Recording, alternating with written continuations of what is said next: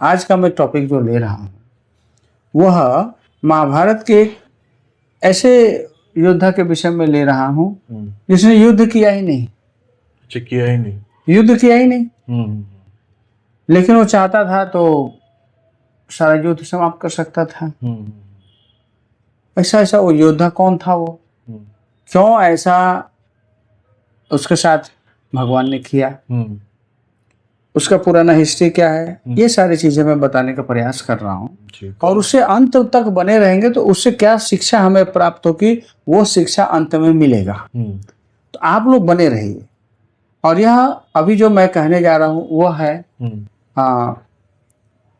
भीम के पौत्र घटोत्कच। अच्छा। भीम के पौत्र कौन? भीम के बर्बरिक। भीम के पुत्र घटोत्कच का पुत्र कौन है? बर्बरिक। अच्छा अच्छा। अब बर्बरिक का क्या कहानी है, आप जरा ध्यान से समझिए कि किस प्रकार से बर्बरिक जो है आगे बढ़ रहा है और बर्बरिक के साथ आगे का क्या हुआ, आप समझने का प्रयास करिए। बहुत लोगों ने, आप लोगों ने कहानी सुना भी होगा, लेकिन समझने का प्रयास करिए। जो सुने होंगे उनको पुनरावृत्ति हो जाएगी और जो नहीं सुने होंगे उनके लिए है। बर्बरिक जो है, अब आपको जानते हैं कि घटोत्कच जो है हिडिंबिका पुत्र, हिडिंबिका जो राक्षसी थी जिनका शादी जो है भीम से हुआ था, उनके पुत्र घटोत्कच है। घटोत्कच की शादी हुआ है मूर दैत्य की पुत्री मौरवी से। अच्छा अच्छा, ठीक है ना। अच्छा, ये दैत्य थे। हाँ, मूर दैत्य को सब जानते हैं। भगवान मुरारी इसलिए तो कहेगा ना, मूर दैत्य का वध किया इसलिए मुरारी कहेगा। अच्छा अच्छा। उसकी पुत्री थी मौरवी, बहुत ही शक्तिशाली और माया से युक्त थी। वो बहुत माया उसके पास था। और उसने अपने विवाह का प्रस्ताव ही कैसा रखा था कि जो कोई योद्धा आकर के मुझे स्वयंवर नहीं करेगा, मैं स्वयंवर नहीं चुनूंगी, जो मुझे युद्ध में परास्त करेगा, अच्छा, और बौद्धिक शक्ति में मेरे प्रश्न उत्तर में परास्त करेगा, तो जाकर के मैं शादी उस व्यक्ति से करूंगी। अच्छा। भगवान कृष्ण के जीव के डायरेक्शन में हमें जीना चाहिए। ठीक है ना। भगवान पांडवों का जीवन का एक खास विशेष बात क्या रही है कि पांडव जो है ना हमेशा भगवान के डायरेक्शन में जिए हैं। बराबर, हमेशा भगवान के डायरेक्शन में रहे हैं। कितना भी कष्ट आया है, धर्म का मार्ग नहीं छोड़ा है उन्होंने। और वही बारीकियां मैं अपने वीडियो आपको हमारे वार्तालाप से लाने का प्रयास करता हूँ। कहानी तो हमने बहुत सुन लिया होगा, लेकिन कुछ बारीकियां जो धर्मगत है, शास्त्र सम्मत है, वो हम समझने का प्रयास हम अपने वार्तालाप में, हमारे चर्चाओं में करते हैं प्रयास। तो मौरवी, अब भगवान कृष्ण ने क्या किया, भगवान कृष्ण ने बर्बरिक को, घटोत्कच को कहा कि पुत्र उससे तुम ही वर्ण कर सकते हो।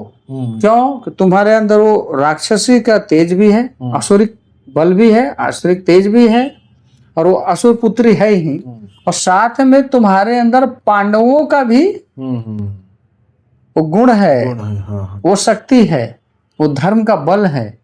इसलिए तुम जाओ, क्योंकि तुम्हारे धमनियों में पांडवों का खून, और खासकर भीम है, बहुत ही योद्धा है, तेजस्वी हैं, अग्निदेव, ये वायुपुत्र हैं।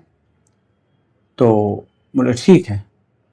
तो ये घटोत्कच भगवान कृष्ण के कहने से मौरवी को परास्त करने के लिए जाते हैं, और मौरवी से युद्ध होता है। वो युद्ध में थोड़े ही समय में वो परास्त हो जाती है। वास्तव में वो मौरवी जो है माता, देवी माता के बहुत बड़ी उपासिका रहती है, और देवी माता से उसने शक्ति प्राप्त किया होता है। तो उस शक्ति के बल में रहती है, वो वश में रहते, वो बल में वो कूदती है, और वह उसको ऐसा अहंकार है। लेकिन घटोत्कच भीमपुत्र, भगवान कृष्ण का आशीर्वाद गया और ऐसा चुटकी में ऐसा उसको परास्त कर दिया। बोले परास्त हो गई, तो चलो अब जरा चातुर्य में देखते हैं। तो डिस्कशन शुरू हुआ, शास्त्रीय डिस्कशन और नॉर्मल सब जो लोग व्यवहार की डिस्कशन हुआ, जिसमें वापस परास्त हो गई घटोत्कच से। तब वो शादी फिर अपने युधिष्ठिर महाराज ऐसे सब लोग के बीच में फिर शादी का निमंत्रण गया, फिर शादी हुआ, आशीर्वाद मिला और उन्हीं के का पुत्र हुआ है कौन? अच्छा, बारबरी। बर्बरिक। और ये कहानी कहाँ है? आपको पद्म पुराण में मिलेगा। अच्छा, ये कहानी का पद्म पुराण में कहानी है, जो बर्बरिक की कहानी बोल रहा हूँ। तो बर्बरिक को लेकर के देखिए, राक्षसों में यह है कि वो बड़ा होते ही तुरंत पैदा होते ही तुरंत बड़े हो जाते। ज्यादा समय हमारे ऐसा एक क्रमिक नहीं है, क्रमागत विकास जैसा नहीं है उनमें। वो भी पैदा हुआ, छोटा बालक ही था, तो भगवान के पास कौन लेके गया? घटोत्कच वापस लेके गया। घटोत्कच गया, प्रभु आपके आशीर्वाद से मेरा विवाह हुआ, ये पुत्र भी आपके आशीर्वाद से हुआ, तो इसका क्या डेस्टिनी है, इसको क्या कराऊं मैं? भगवान उसका डेस्टिनी को जानते थे। भगवान बोले कि लेके जाओ। उन्होंने वन का स्थान बताया, बोले इस वन प्रदेश में जाओ, वहां पर नौ दुर्गा का एक वन बताया, वहां पर नौ दुर्गा का स्थान है। वो नौ दुर्गा का ये उपासना करे, साधना करे, और उनसे जो शक्ति प्राप्त होगा उससे वो आगे का कार्य और दिशा निर्देशन भी आगे उसको प्राप्त होगा। तो ये उनका आदेश प्राप्त करके भगवान कृष्ण के आदेश से वह कहाँ गया? वन में गया, जहाँ पर नौ दुर्गा माता का जो स्थान था उस वन में गया, और नौ दुर्गा माता का वो पूजा बहुत काल तक आराधना किया, बहुत काल तक, वर्षों बीत गए। फिर माता ने उसको डायरेक्ट किया, आकाशवाणी हुई, और माता ने जो कहा कि एक मेरा भक्त आ रहा है, उस सिद्धि प्राप्त करने के लिए मेरा तप करेगा, और उसका हर दिशा से उसका रक्षण करना कि कहीं उसका तप को कोई नुकसान न पहुंचाए और तप खंडित न हो। और जब उसका तप खंडित न होगा, तब वो जब उसका पूर्ण हो जाएगा तपस्या, तब आपको शक्ति प्राप्त होगी। तो वह आए और अपने तपस्या में बैठे, और वो तपस्या में बहुत सारे विघ्न आए, बहुत सारे विघ्न आए। उसमें एक ऐसा भी है कि एक तपस्वी श्वेत वस्त्र धारण किए हुआ आया था, आप पढ़िए, और अहिंसा अहिंसा कर रहा था। बोला अरे ये जो धुआं निकल रहा है, यज्ञ हो रहा है, उसे कीड़े कीड़े मर रहे, ये यज्ञ क्यों कर रहे हो? ऐसा सब। वो कोई असुर था, लेकिन ऐसा तपस्वी के वेश में आया, वो बिल्कुल सफेद वस्त्र पहन करके, और वो बल से नहीं, वो तर्क से उनको भ्रम पैदा करने का, भ्रमित करने का प्रयास कर रहा था, और चाह रहा था कि ये रुक जाए। लेकिन ये बहुत ही बुद्धिमान भी थे, बुद्धिमान थे, इन्होंने तुरंत उसको रोका, बोला गलत है, ठीक है ना, और उसको ललकारा युद्ध के लिए। उस बातों से गौर से उनको पता चल गया कि असुर है, ललकारा, और तुरंत वो भागा, और जल के माध्यम से वो पाताल लोक गया, वहां भी बर्बरिक जाकर उसका वध किया। और रास्ते में आ रहे थे तो नाग कन्याओं ने उसको विवाह का ये भी दिया, लेकिन बहुत बड़ा ब्रह्मचारी भी था ये, बिल्कुल नाग कन्याओं का बिल्कुल सुना नहीं, उनके तरफ देखा भी नहीं, इतना ब्रह्मचारी है ये बर्बरिक। शक्तियां ऐसे नहीं प्राप्त होती है। तपस्या, ब्रह्मचर्य, सत्य, धर्म, बहुत आस्ते, बहुत सारे गुण है, पालन करना होगा। फिर वो आया तो इनका तब तक तपस्या पूर्ण हुआ, बहुत प्रसन्न हो गए। उनको माता से जो शक्तियां प्राप्त हुई, उसी में से उसने 3 बाण प्रकट करके, शक्ति 3 बाणधारी, 3 शक्तियां, जो 3 बाण के रूप में 3 शक्तियां प्रदान किया उसने। लेकिन वो गुरु ने एक वचन ले लिया कि आप हमेशा जो कमजोर हैं, जो लाचार हैं, उनके पक्ष में रहना। अच्छा, ऐसा वचन ले लिया। अब इसमें दूरदर्शिता नहीं थी, उसने हाँ कर दिया, झट से हाँ कह दिया।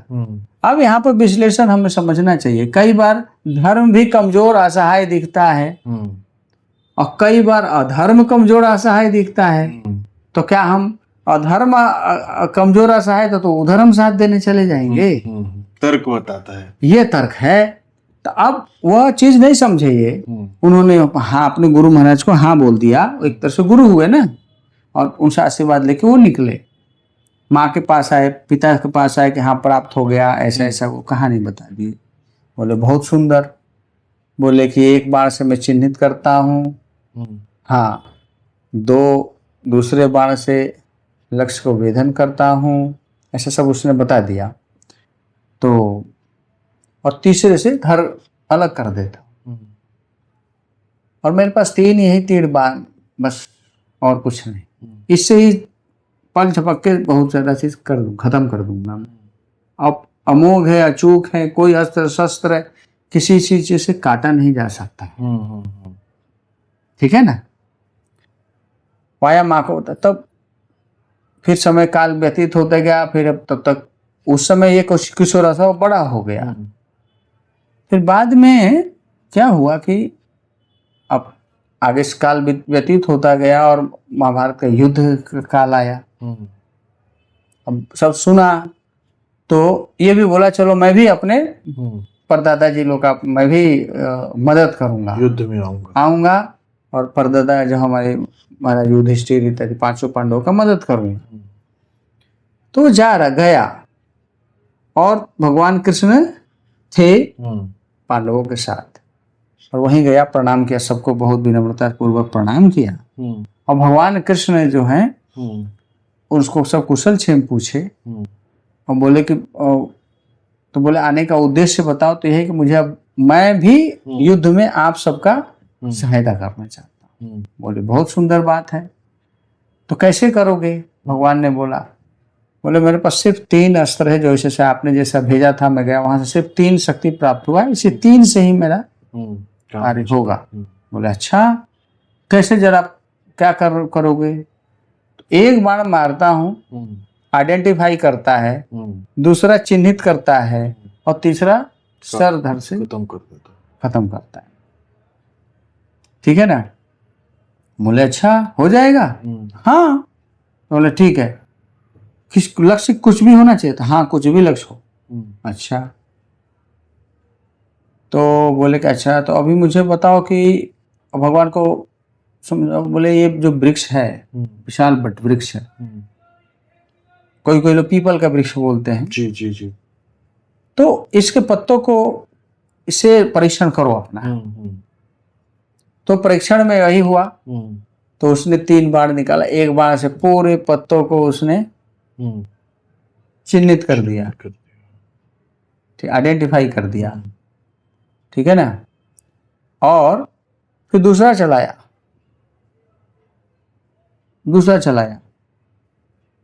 फिर भगवान ने बीच में क्या किया, फिर तीसरा चलाया, सब उसका अपना कार्य सिद्ध करने के लिए, समझे ना। तो आइडेंटिफाई किया पत्तों को, फिर चिन्हित किया, और तीसरे में लक्ष्य वेधन। भगवान ने बीच में चुपके से एक पत्ता तोड़ा, पैर के नीचे रख दिया, पैर के नीचे। और जब तीसरा बाण गया है उसका, तो तीसरा मतलब अब ये लक्ष्य को ये कर लिया था, आइडेंटिफाई हो गया था, चिन्हित भी हो गया था। ठीक है। और भगवान ने वही उसके बाद एक निकाला और डाल दिया, बीच पहले नहीं निकाला। ये बारीकी है, ये कथा में लोग इसको नहीं समझ पाते। जब आइडेंटिफाई चिन्हित हो गया पत्ता वो कि हम अब इसको वेधन करना है, उसी के तीसरा बाण आए उसके पहले भगवान ने ले करके छुपा दिए, पैर के नीचे छुपा दिए। अब देखिए वो बाण सब जगह लक्ष्य वेधन कर दिया, सारे पत्तों को छेद दिया उसने, और आकर के भगवान के सर पैर के पास घूमने लगा, चक्कर मारने लगा। ठीक है, चक्कर मारने लगा। बोला प्रभु लगता है एक पत्ता आपने इधर छुपा रखा, जरा पैर हटाइए। जैसे पैर हटाए एक पत्ता दिखा, तुरंत जाकर उससे भगवान बोले वाह। भगवान बहुत प्रभावित हो गए, बहुत प्रभावित हुए। फिर बोले कि आगे बताओ पुत्र। तो उन्होंने कहा कि मेरे गुरु ने मुझसे वचन दिया, वचन दिया कि जो पक्ष कमजोर होगा उसी का साथ आपको देना है। तो मैंने वचन दिया है गुरु का, तो ही साथ। तो फिर तो युद्ध में फिर अगर कौरव पक्ष और कमजोर होगा तो फिर तुम उधर से जाकर लड़ेगा। बोले हाँ वही तो मेरा वचन है गुरु का। भगवान बोले तो फिर विवेकहीन इसका ये है ना, वचन है। ये वचन जो है इसमें विवेक नहीं है। तो बोले नहीं, फिर यह वचन किसी काम का नहीं है, धर्म के आड़े आ जाएगा, धर्म के मार्ग में रोड़ा अटकाएगा, फिर इसको नहीं रहना चाहिए। अब भगवान का लीला है, अब उनको पूजा करवाना था। अब आगे क्या बने, उनका पूजा कैसे हुआ वो भी आप सुनिए। भगवान ने सुदर्शन निकाला और छेदन कर दिया, सर काट दिया। और सर काट करके अब पांचों पांडव देखे, सब लोग आश्चर्य में आ गए, मन में क्षोभ भी हो रहा है, ऐसा क्यों कर दिए, हमारा परपौत्र था उसको मार दिए, पौत्र था उनको मार दिए, क्या बात है। क्षुब्ध हो गए, आश्चर्य में है क्यों मार दिए। तो तब तक भगवान ने ऐसे हाथ में उसका सर को लिया, बोले बोलो घटोत्कच अंतिम इच्छा। अंतिम इच्छा तो इस युद्ध को देखने की थी, लेकिन अब लगता है पूरा नहीं होगा। भगवान बोले नहीं, पूरा होगा, आपके इस बलिदान के वजह से मैं वरदान देता हूँ, आप पूरा युद्ध देखोगे और कलयुग में आपकी पूजा भी होगी। अच्छा, उन्होंने दिया वरदान? वरदान दिया भगवान कृष्ण ने। तो वहीं कुरुक्षेत्र में आज जो है खाटू श्याम जी के नाम से पूजा होता है। बरबरी को ऊपर पर्वत को भगवान ने विराजमान कर दिया। बोले यहीं से अब देखिए आगे और रहस्य बर्बरिक बताएगा, जो लोग नहीं जानते थे। ये तात्विक है, यहाँ पर यह सिद्ध होता है कि हर चीज के पीछे भगवान है, हर चीज के पीछे भगवान ही है। लेकिन जीवात्मा को दो फ्रीडम दिए हैं, सोचने का और करने का। चुनाव आपका है और करना आपका है, लेकिन रिजल्ट भगवान के हाथ में है। जैसे दो तीन पात्र जो महाभारत के लिए तो चुनाव पर ही बात चल रहा था, तो उसको पर्वत के ऊपर रख दिया उन्होंने, और सारा महाभारत का युद्ध बर्बरिक ने देखा है। लेकिन तब तक पांडवों का क्वेश्चन था कि भाई मारे क्यों, क्यों मत कर दिया प्रभु आपने। तो भगवान ने रहस्य समझाया मुस्कुराते हुए, बोले सुनो, इसके वचन में विवेक नहीं था।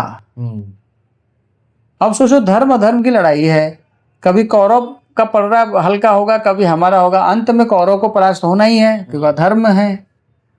अब जब ये देखेगा कि कौरव हार रहे हैं तो उनके पक्ष में जा खड़ा हो जाएगा। तो यह युद्ध धर्म के युद्ध में विरुद्ध में आ जाएगा, इसलिए हमारे लिए कंटक था, इसलिए इसको हटा दो। समझे कि नहीं। तब पांडवों को ये चीजें रहस्य समझ में आया और भगवान को उसको पूजा करवाना है, उनका महत्व ग्लोरी स्थापित करवाना है कि जो तुमने त्याग किया तो ये लो, तुम अमर होकर के पूजे जाओ। तो खाटू श्याम नहीं तो भगवान चाहते थे तो उनको क्या करते थे, बोले नहीं आज्ञा नहीं है, तुम जाओ अपने माँ के पास। ये भी तो बोल सकते थे, भगवान ने ऐसा क्यों नहीं बोला, वापस नहीं भेजा, वापस नहीं भेजा। ये तो सोचिए ना, भगवान वापस भेज सकते थे, लेकिन भगवान ने वापस नहीं भेजा। उनका सर का धड़ से अलग किया, स्थापित किया, युद्ध देखने के लिए किया। तो भगवान का कोई भी कार्य करते उसमें एक उद्देश्य होता है। बराबर।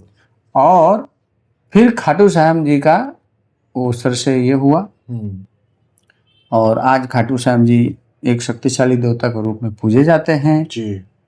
मुगल जो अंग्रेजेब ने अपने एक सेनापति को भेजा था, वो सेनापति को मंदिर तोड़ने का, खजाने के लालच में गया, मंदिर तोड़ने जा रहा था, खजाना का जो मुख्य दरवाजा भी नहीं तोड़ पाया खाटू श्याम जी का।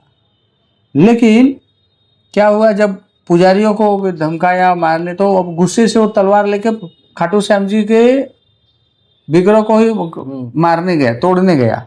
सारे सैनिक उसका भी, सेनापति का भी और उसका भी, सारे सैनिकों का जो तलवार था ना अपने आप पिघल गया। अच्छा, ये है कहानी। हाँ है। और वो चमत्कारी समझ के फिर पूरा उसने क्या कर दिया, सब त्याग के वो भी वो एक संत बन गया, उधर ही सेवा मंदिर में ही करने लगा। अच्छा।